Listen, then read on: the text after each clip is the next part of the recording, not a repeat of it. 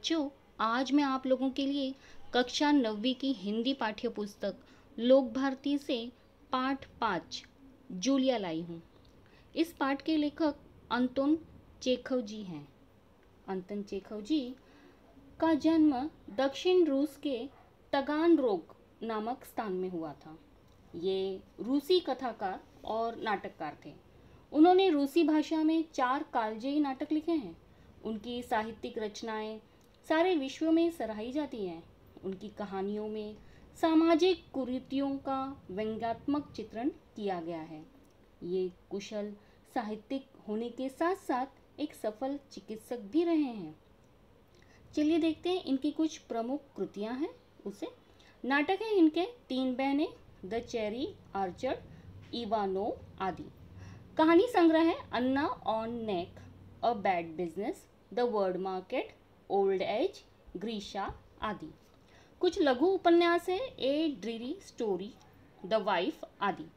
बच्चों, ये एक एकांकी कथा है।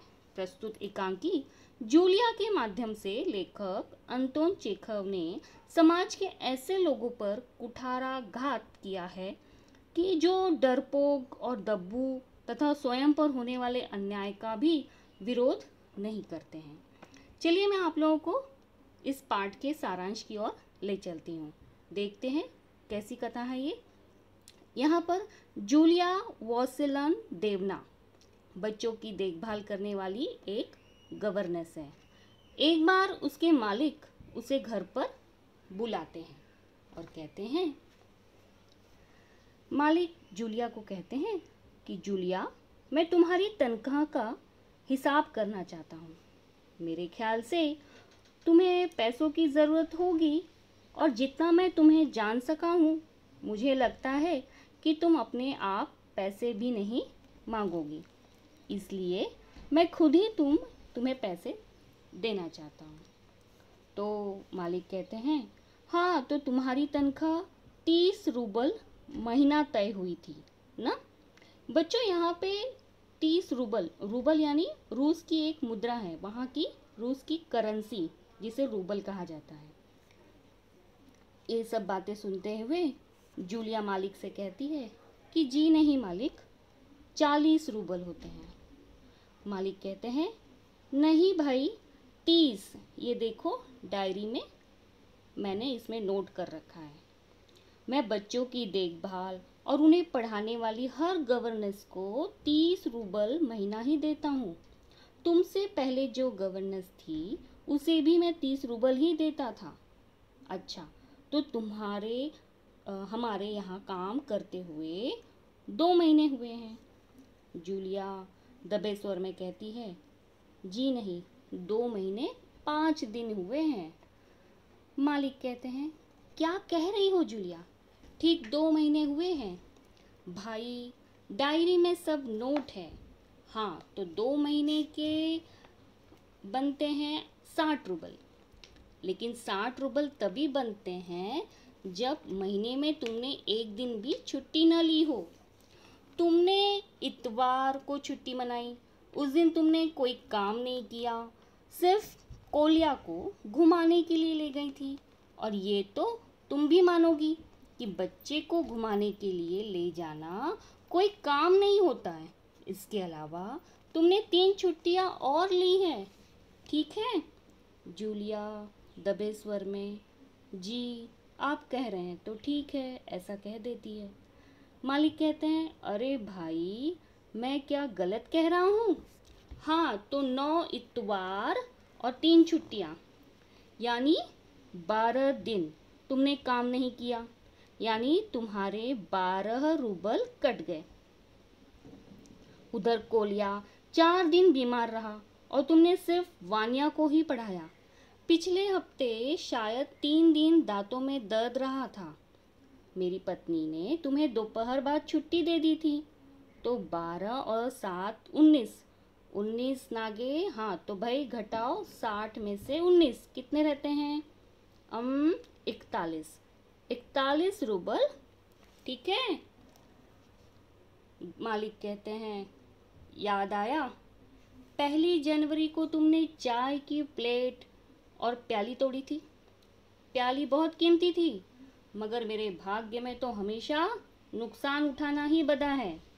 मैंने जिसका भला करना चाहा, उसने मुझे नुकसान पहुंचाने में कोई कसर नहीं छोड़ी। खैर, मेरा भाग्य। हाँ, तो मैं प्याली के 2 रूबल ही काटूंगा। अब देखो, उस दिन तुमने ध्यान नहीं दिया और वहाँ किसी टहनी की खरोच लगने से बच्ची की जैकेट फट गई। 10 रूबल उसके गए।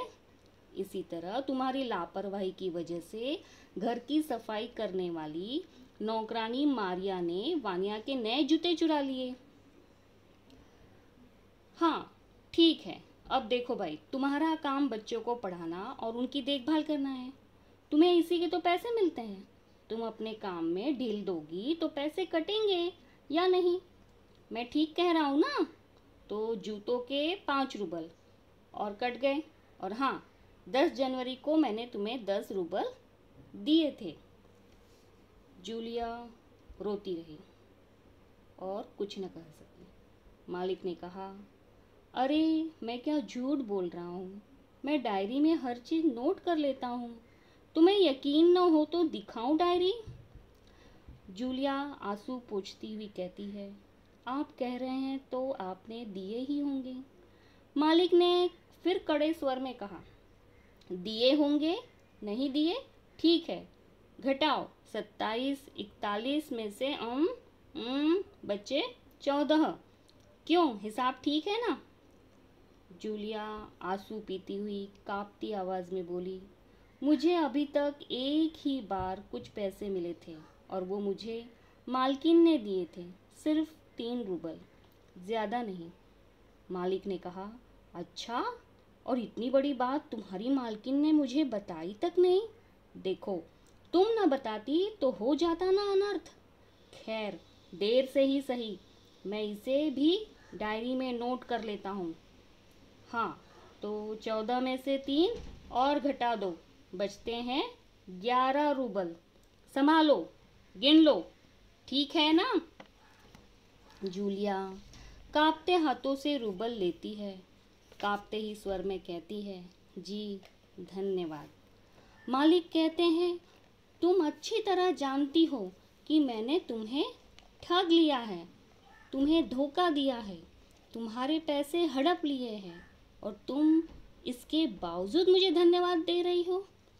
जूलिया कहती है, जी हाँ मालिक। जूलिया डर जाती है और भयभीत स्वर में कहती है, क्योंकि इससे पहले मैंने जहाँ जहाँ काम किया, उन लोगों ने तो मुझे एक पैसा तक नहीं दिया। आप कुछ तो दे रहे हैं। मालिक ने क्रोध के कारण कांपते हुए और उत्तेजित स्वर में कहते हैं, उन लोगों ने तुम्हें एक पैसा तक नहीं दिया जूलिया? मुझे ये बात जानकर जरा भी आश्चर्य नहीं हो रहा है। जूलिया, मुझे इस बात के लिए माफ़ कर देना कि मैंने तुम्हारे साथ एक छोटा सा क्रूर मजाक किया, पर मैं तुम्हें सबक सिखाना चाहता था। देखो जूलिया, मैं तुम्हारा एक पैसा नहीं मारूंगा, इन्हें तुम्हें दूंगा, लेकिन इससे पहले मैं तुमसे कुछ पूछना चाहूँगा। जूलिया, क्या ये ज़रूरी है कि इंसान भला कहलाने के लिए इतना दब्बू, भीरू और बोदा बन जाए कि उसके साथ जो अन्याय हो रहा है उसका विरोध तक न करे, बस खामोश रहे और सारी ज़्यादतियाँ सहता जाए? नहीं जूलिया, नहीं, इस तरह खामोश रहने से काम नहीं चलेगा। यहाँ पर उसके मालिक ने जूलिया को समझाते हुए कहते हैं कि उन्होंने तो वेतन काटने का सिर्फ नाटक किया था, यह समझाने के लिए कि यह समाज अत्यंत निर्दयी है। यहाँ पर अपना हक छीन कर लेना पड़ता है। अगर व्यक्ति संघर्ष नहीं करेगा तथा अपने अधिकार के लिए आवाज़ नहीं उठाएगा तो यह समाज उसे जीने नहीं देगा, उस पर अन्याय करता ही रहेगा। इसलिए समाज में रहना है तो अपने अधिकारों के लिए पूरी शक्ति के साथ लड़ना होगा, क्योंकि डरपोक लोगों के लिए इस समाज में कोई स्थान नहीं है। तो बच्चों, आप लोगों को ये एकांकी कथा समझ में आ ही गई होगी। तो फिर मिलते हैं अगली वीडियो में, तब तक के लिए